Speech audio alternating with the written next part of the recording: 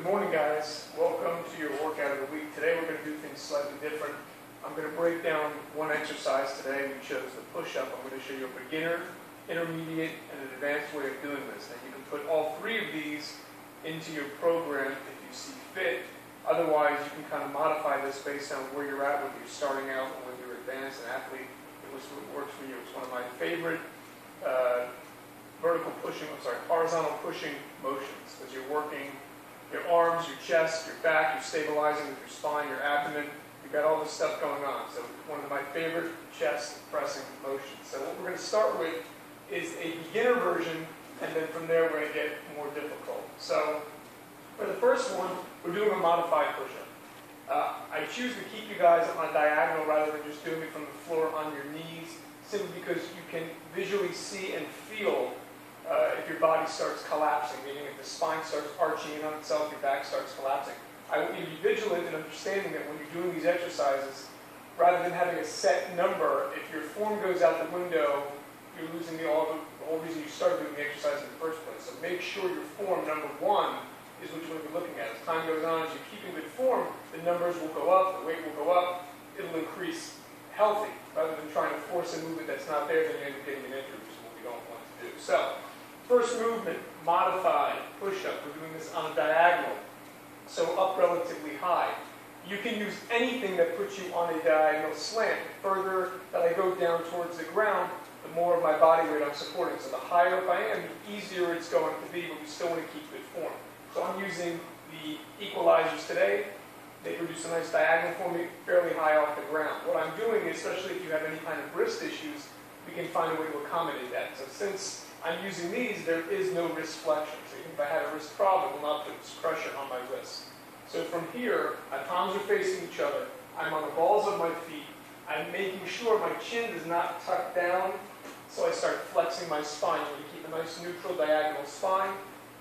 All right? My body stays even. So I'm just coming down as far as I comfortably can and back up. Make sure, be aware, you're not shrugging your shoulders up and stressing out the neck circle portion of your spine. Make sure you're not dipping your lower back. These are all things that you can feel when you're doing this exercise. So it allows you to do a push-up. If you have issues with range of motion or weight, you can do this starting off modified. So what we're doing is starting here, coming down, back up. Nice and controlled. My elbows staying tight. They're not flailing out to the side. So control the range of motion, what works for you, not what I'm doing. It's based on you, so you can kind of feel as time goes on, as your range of motion improves, you can go deeper.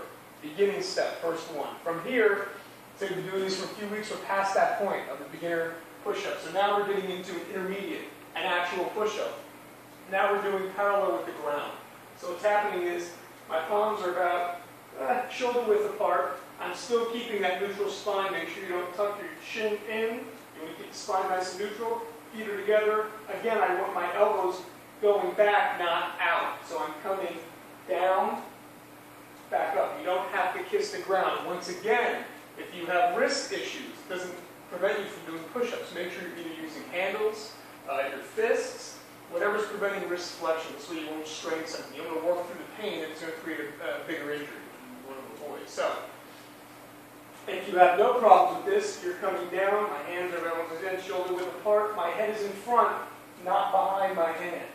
Okay, so I'm coming down and then back up. Nice and controlled. Down, back up. Once again, the range of motion is based on you. If you're transferring from one end to the other, you don't have to go that deep when you're starting off. As time goes on, you'll do it more comfortably. I'm more focused on you guys performing this with correct form rather than trying to rush through. This would be the intermediate version of a push-up. And there's tons more offshoots that we'll get into as time goes on, but right now I'm going to start very, very basic. So you do not have to have equalizers to do these exercises. It just helps. You can use something like a bag, something like a chair, whatever is at your disposal. Okay? The last one is going to be a little more advanced. These are hyperextended. All that means is of coming below parallel.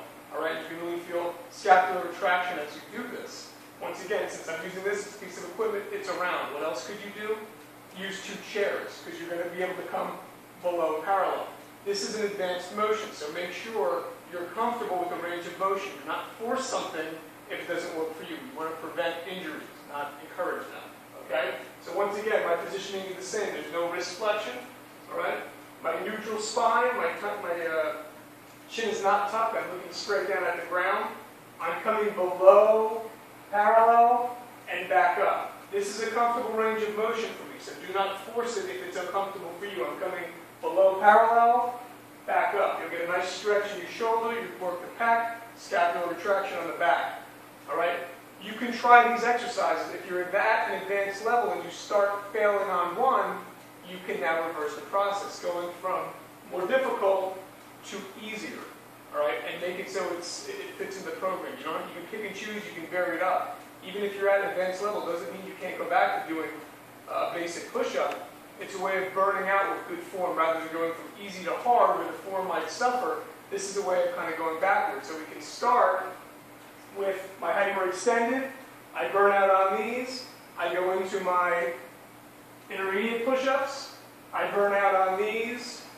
I go into my beginner diagonal push-ups. Okay? So these can be put together. Play around with them once again. Be very cognizant of what you're doing with form. Do not let that go out the window because you're trying to bang out 10. You have a set number in your head. Form is what will get you to the next level. All right? You'll make sure that you're doing this stuff correctly. Any questions, guys? Let me know.